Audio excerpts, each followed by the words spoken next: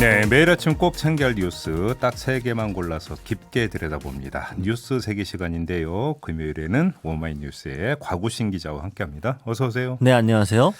네, 그리고 파트너인 박지훈 변호사를 소개해드려야 되는데 오늘 빗길이라 그런지 좀 늦고 있습니다. 아직 도착을 안 해서요. 우리 애청자 여러분께 양해 말씀을 좀 미리 드려야 될 것 같습니다. 곽우신 기자하고 저 그냥 오손도손. 오붓하고 좋네요. 화기애애하게. 네. 한번 이야기를 좀 나눠볼까요? 네. 네, 왜 시선을 안 맞추고 있어요 지금? 시선을 집중하셔야지. 네. 자, 김종배의 시선집중 유튜브 라이브로 진행이 되고 있습니다. 유튜브에 들어가셔서 김종배의 시선집중 검색하시면 바로 뜨니까요. 좋아요, 구독 버튼 눌러주시고 의견도 달아주시기 부탁드리겠습니다. 뭐 이 곽우신 기자는 지금 미래통합당 출입이죠? 네, 맞습니다. 뭐 네. 어제 그제 엄청 바쁘셨겠네요. 그제 한참 바쁘고요. 네. 어제는 조금 그래도 그 전날보다는 괜찮았습니다. 어제 미래통합당은 좀 분위기가 좀 싸했던가요? 그러면? 뭐 사실 예상됐던 만큼 굉장히 어두웠죠. 왜냐하면은 좀 질 거는 어느 정도 예상됐어도 너무 적으니까요. 사실은 그러니까요. 또 경합적 붙은 데들이 많이 적고 그러다 보니까 아마 다들 좀 당분간 이 보수 전체에 일어난 이 패배에 대한 충격을 벗어나는데 시간이 좀 걸리지 않을까 싶기도 합니다. 말 나온 김에 그 미래통합당 얘기부터 한번 해볼까요? 네, 좋습니다. 네, 네. 지금 총선 참패로 인해서 황교안 대표가 자진 사퇴한 이후에 네. 통합당이 권력 공백을 겪고 있습니다. 네. 지금 심재철 원내대표가 이제 대표 직무대행을 하고 있긴 한데 심 원내대표도 낙선을 했기 때문에 당을 오래 끌고 갈 수가 없는 상황이죠. 그리고 네. 당 지도부 중에 생환을 한 건 조경태 최고위원 정도가 유일합니다. 네. 지금 비대위 체제 전환을 준비 중인데 이 비대위원장은 누구한테 맡길 거냐를 두고 고심을 하고 있다고 합니다. 아무래도 좀 나경원, 오세훈 등 당의 중진들이 네. 대부분 낙마를 했기 때문이죠. 네. 지금 언급되는 게 여러 카드가 있는데 일단 안철수 국민의당 대표가 있습니다. 국민의당이 지금 비례대표 3석에 그쳤는데요. 통합당 내부에서도 안철수 대표를 향한 러브콜이 좀 있는 상황이죠. 네. 근데 뭐 측근이 이태규 국민의당 의원은 무조건 합친다고 해서 국민 신뢰를 얻을 수 있는 건 아니다 라면서 조금 선을 그었습니다. 네. 또 이제 김종인 비대위원장 카드, 전 비대위원장이죠. 그 카드를 다시 한번 이 총괄선대위원장에서 다시 한번 쓸 수 있는 카드도 언급되고 있고 네. 또 특히나 지금 무소속으로 나왔다가 당선돼서 복당을 노리고 있는 홍준표 전 대표 등 이 무소속 귀환자들도 지금 거론이 되고 있고 네. 또 지금 사실은 친유승민계 의원들이 대거 생환을 했기 때문에 이를 바탕으로 유승민 의원이 좀 맡아보는 건 어떻겠냐라는 네. 이야기도 나온다고 합니다. 뭐 지금 여러 가지 그 시나리오를 나열을 하셨는데 네, 나열을 했죠. 출입 기자의 촉으로 누가 비대위원장을 맡을 거라고 전망을 하십니까?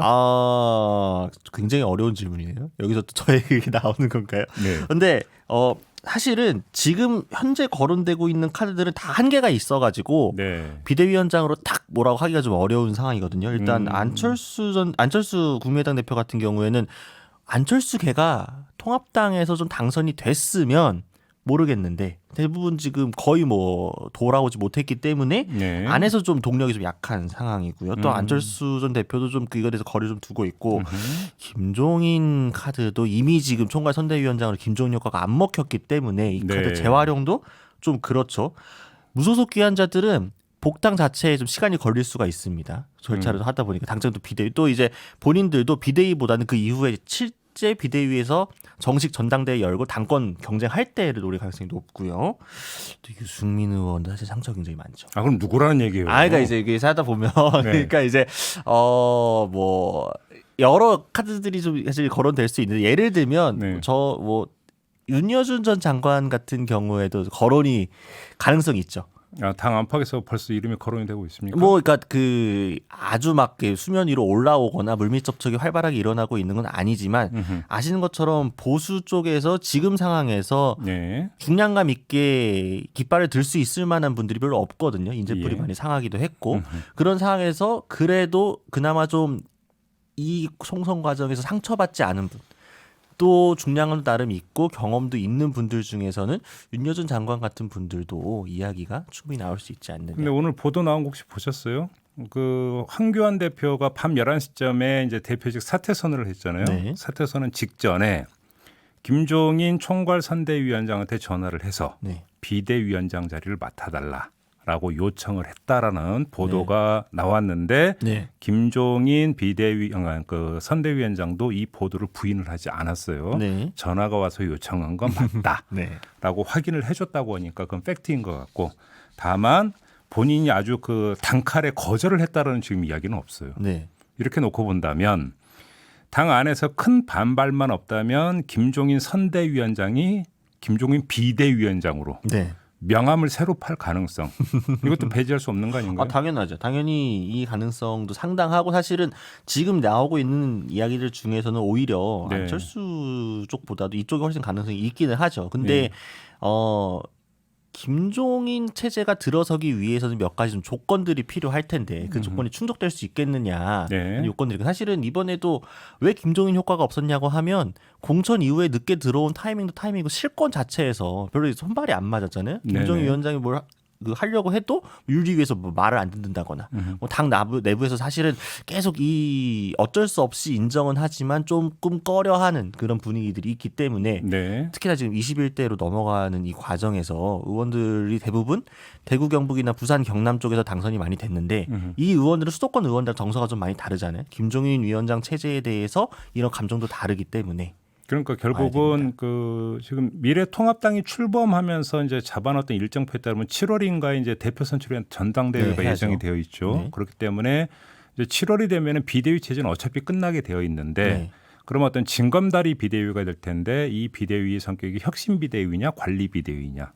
근데 이제 뭐 전당대회를 염두에 두고 있다면 관리형 비대위로 가는 게 이제 뭐 정석 아니라고 생각할지 모르겠지만 총선 참패라고 하는 점을 고려를 한다면 혁신형 비대위가 돼야 되는 거고 성격이 그렇게 간다면 무난한 사람 가지고는 비대위를 끌어갈 수가 그쵸. 없다라는 이야기가 되겠죠. 네. 결국은 당 안에서 혁신형 비대위라고 하는 것에 대해서 공감대를 형성하면서 힘을 몰아줄 수 있는 여지가 있느냐.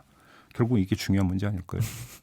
그거에 따라서 아마 선택지가 좀 달라지지 않을까 그런 생각 좀 해보게 되는데요. 이 문제와 관련해서는 그 잠시 후 3부에 정병국 의원과 인터뷰가 좀 예정이 되어 있습니다. 어떤 입장인지 그다음에 당 내부의 분위기가 어떤지 좀 인터뷰에서 자세히 좀 알아보도록 하겠고요. 자, 다음 뉴스로 넘어가죠. 네, 정부가 코로나19 극복 긴급 재난지원금을 지급하기 위한 이 7조 6천억 원 규모의 추가 경정 예산을 편성해서 어제 국회에 제출을 했습니다. 네. 이제 이 예산은 소득 하위 70% 이하 1,478만 가구의 이 4인 가족 기준 긴급 재난지원금 100만 원을 지급한다는 방침을 고수를 한 겁니다. 네. 근데 이제 이번 총선에서 더불어민주당이 압승을 했는데 민주당은 전 국민 대상으로 이 4인 가족 기준 100만 원 지급해야 한다는 제안을 내놓은 상태이고 네. 야당들도 사실은 이 확대하는 데 대해서 비슷한 입장을 갖고 있죠. 하다 보니까 이 정부가 마련한 2차 추경안의 수정 가능성이 많이 제기가 되고 있는 네. 상황입니다. 그러니까 바로 그 수정 가능성인데 국회 심의 과정에서 그 예산은 증액은 못하게 돼 있지 않습니까? 네, 그렇죠. 만약에 그 증액을 해야 된다면 정부가 수정하는 그러니까 추경안을 다시 짜가지고 다시 제출을 해야 되는 거잖아요. 네, 네. 이렇게 되니까 근데 지금 정부가 100%가 아니라 70%에만 주는 걸 기초로 해서 추경안을 짰다고 한다면 네. 100%로까지 확장이 될 수 있을까? 어떻게 전망을 하세요? 저는 결국엔 되지 않을까라는 생각을. 그렇게 보세요? 네, 왜냐하면은 사실은 결국 이 예산 통과시키느냐 안 시키느냐는 국회에 달려 있는 문제잖아요. 네. 네, 근데 국회에서 좀 공감대가 형성되어 있고 여론적인 충분도 있고 심지어 정부 안에서도 사실은 기재분야 아니냐. 부처마다 약간 또 의견이 다른 상황이기 때문에 그렇죠. 그러니까 여론 형성도 하고 이게 좀 이런저런 여건들이 맞춰진다면 네. 정부에서도 이 안을 계속 강하게 밀어붙이기는 조금 어렵지 않을까. 근데 가만히 생각을 해보면 정부가 지금 먼저 그렇다고 전 국민 100%에게 그러니까 그 긴급재난 지원금을 주는 걸 기초로 해서 추경안을 짤 수도 없어요. 왜 그러냐면 이미 정부 방침은 70%라고 나왔고 그렇죠. 여야 간의 선거 과정에서 100% 이야기가 나왔지만 여야가 원내대표 회동을 통해서 합의를 한 것도 아니잖아요. 사실. 그건 그렇죠. 그러니까 이게 그러니까 국회 요구가 공식적으로 없는 상태에서 정부가 기준 입장을 그러니까 자기 스스로 뒤집고 100%를 기준으로 추경안을 짠다는 것도 사실은 모양새가 좀 이상하니까 결국 일단 내고 네. 국회 심의 과정에서 여야가 100%를 확대하면 그때 후다닥 100% 안으로 다시 추경안을 수정을 그렇죠. 한다. 네. 이런 시나리오가 되는 건가요? 뭐 그게 가장 가능성이 높고 개연성도 있지 않을까. 그런데 싶네요. 문제는 이제 그 미래통합당 그 여당의 카운터파트인 미래통합당이 지금 상황이 저래가지고 네. 국회에서 협상이 제대로 되겠느냐가 사실 문제잖아요. 뭐 그게 사실 가장 큰 문제죠. 지금 또 교섭단체를 두고도 또 지금 여러 이야기가 나오고 있으니까요. 그러게요. 네. 거기다가 물론 이제 심재철 원내대표가 이번에 낙선을 했다고 합니다만 아직은 20대 국회 임기가 유지가 되고 그쵸. 있는 상황이니까 아직은 의원직이고 네네. 원내대표는 계속 유지가 되니까 네. 형식적으로는 심재철 원내대표가 더불어민주당 원내대표고 만나서 협상을 하면 되는 거죠. 네. 되기는 되는 건데 힘이 빠져버렸다라고 하는 네, 이제 그렇습니다. 이런 문제가 있기 때문에 거기다가 집안 사정이 지금 너무나 안 좋기 때문에 미래통합당 안에서 공감대를 형성을 해서 그걸 가지고 협상 테이블에 나올 수 있겠느냐. 사실 이것도 좀 문제 아니겠습니까? 그런 점에서 사실은 이게 그 추경안뿐만 아니라 지금 그 처리에 대한 법안들이 여러 가지가 있잖아요. 네, 맞습니다. N번방 사건 관련 네. 법안이라든지 보통 이제 그 이전의 경우를 보면은 총선이 끝나고 약 그러니까 잔여 임기 한 달 동안에 이른바 창고 대방출이라고 해서 묵혔던 법안들을 막 쫙쫙쫙 처리하고 손 털고 이제 임기 만료되는 경우가 되게 많았는데 네, 그렇죠. 과연 이번에 이렇게 될 수 있는가 이것도 사실은 관심사예요. 네, 네. 여당의 의지가 제일 중요하지 않을까 싶습니다. 그럼 저는 아무튼 그럼에도 불구하고 이제 가장 중요한 건 추경안이니까 이건 좀 빨리 좀 속도감 있게 좀 진행이 됐으면 좋겠다라는 점 그 국민의 한 사람으로서 바람을 네. 좀 전하겠습니다. 자 마지막 뉴스로 가죠.